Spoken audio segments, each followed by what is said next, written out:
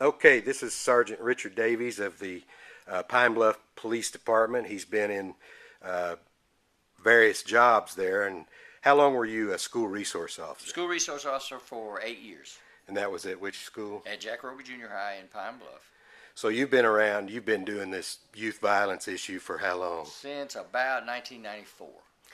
All right, now let's talk a little bit specifically about the Arkansas Safe Schools Conference. This is the fifth one that you've put on. Right. Steve, it's the fifth annual conference that we have for the safe schools.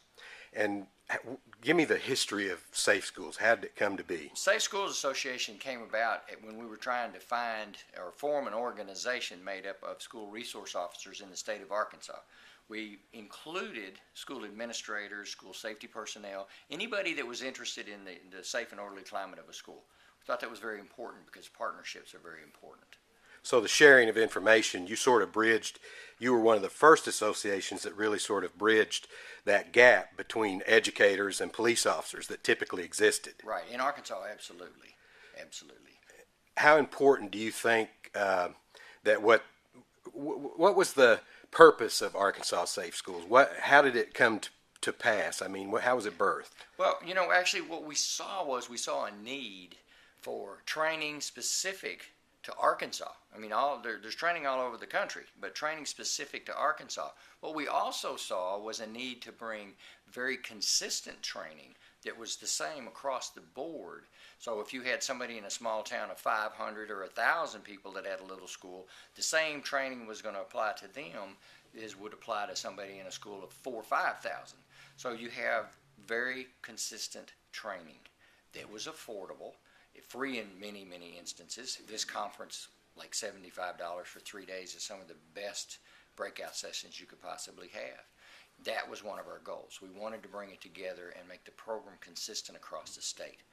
What a wonderful tool to be able to call a neighboring district and when you have any type of incident and have SROs that are all on the same page, administrators that are all on the same page that can come together and help solve a crisis or any other incident that happens. When let's go back 5 years to the first annual Safe Schools Conference. I think this conference you have over 200 people. Yes. From cross disciplines, various disciplines. Absolutely. So what about the first one? How is this different than the first one? It was a little smaller. Our concept has not changed at all.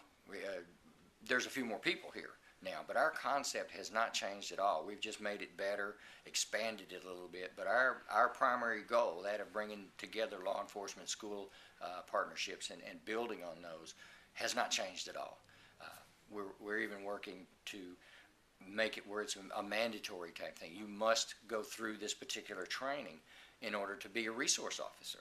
It's important. These are our kids. It's a safety. And you want somebody in there that understands how to use that triad concept of teaching, counseling, and law enforcement. Not just law enforcement on this side and discipline things and school policies on this side. It has to be together. You have to have an officer that understands what it takes, what it takes to make the program work. Well, let's talk about you for a second. What's driven you over the years? What's made you stay in this? Because this is a very nerve-wracking business when you're dealing with kids and you don't. I know. I remember you and I years ago when we first started doing this. We chatted about how do you rectify not being able to save them all? How do you deal with that? Well, that's a tough one, and you can't save them all. But when you know you at least tried, that does make a difference.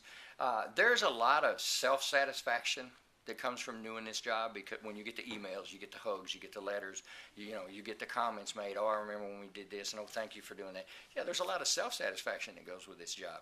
But I was one of those kids. I was one of those kids that would have loved to have had somebody to sit down with me and talk to away from family or anybody else. And I could remember so clearly the one or two people, teachers that made comments. They're still ingrained in my head today. So I know the importance of that tiny little bit of support, that tiny little bit of pat on the back, that hug, that word of encouragement. It's made a lifetime change in me, totally. And that's why I'm doing what I'm doing today. And personal satisfaction, absolutely.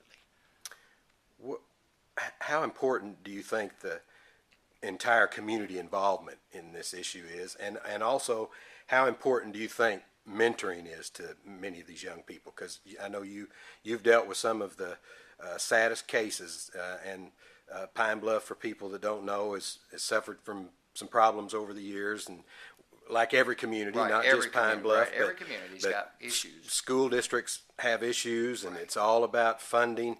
But what would you say that could be done in a community that wouldn't require a lot of funding? Well, when we started, when I went into the schools, my first instructions were, Davies, do what you do.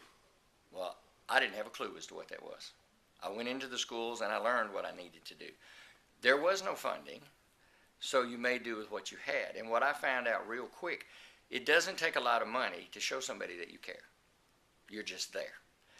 If the community comes together, the PTAs and the teachers associations and all that, you don't need money. You just don't need money. I would go to a small meeting somewhere and say, oh gosh, we got to have this, we got to have door product. No, you don't. Be there and just have a program that is credible, stay behind it, and it's going to work. It doesn't cost a thing to show that you care. Can you tell me about one particular child that you remember specifically? I know everybody that works in the field always has one that really stands out in their mind as someone who that you can talk about, that sort of typifies the type of child that you deal with. Well, I can go both ways on that. I have a sad story and a good story. And the one is that, and I work with this young man day in and day out, just a typical confused, which is the best word I could use. Confused, really didn't, was pulled 9 different directions. I learned just a few years ago that he eventually killed himself. As an adult, worked with him a lot. He was a good kid. I was more worried about him running away or doing something silly like that. I didn't worry about him killing himself, but I heard that he killed himself, and that saddens me a great deal. I also got an email from a young man just recently that said, I remember when you brought me in the office and sat me down and said, we're not going to have another, and referred to the name of a student that I had to deal with quite a bit, and that he was going to straighten out, and I was going to be there watching him, and he wrote me the email and said thank you, and that he's doing great and has a child. That's just one, and you can go on and on and on. So the good so far outweighs the bad, and it didn't cost a penny.